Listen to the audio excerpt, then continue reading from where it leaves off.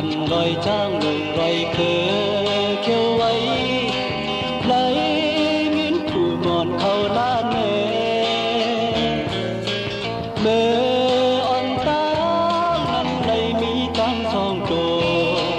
tô mê sân mơ tai kề thì này cờ trang cỏ khi ngao tròn mềm hồ trời tệp dài tay khó tí dán lấy tê lấy mi lấy lời lộp tê tôi hàng ngầu mình cò dân tê mình trang vui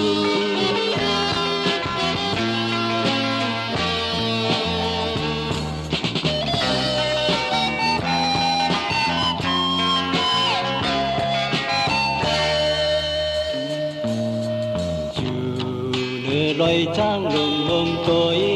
tin nói hay ná xuân mạc năm ký này tần hót mơ ngày vạn con sâu lời tên ti tăng xưa chơi vây dù loài trang lùng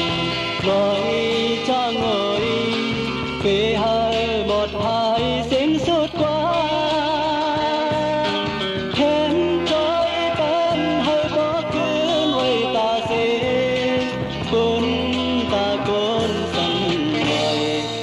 tăng khơn ya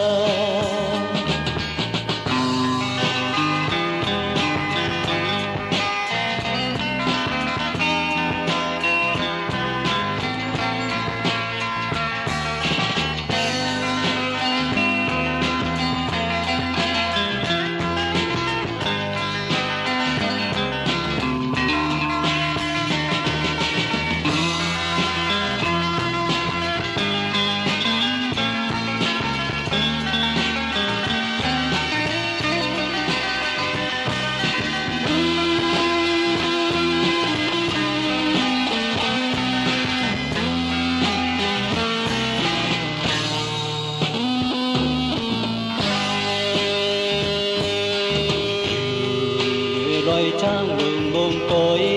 tin nói hãy ná xuân mạc năm ký này tần hót mơ ngày vạn con sâu đời dù bên ti tăng sơ chơi vây dù loài trang lùng loài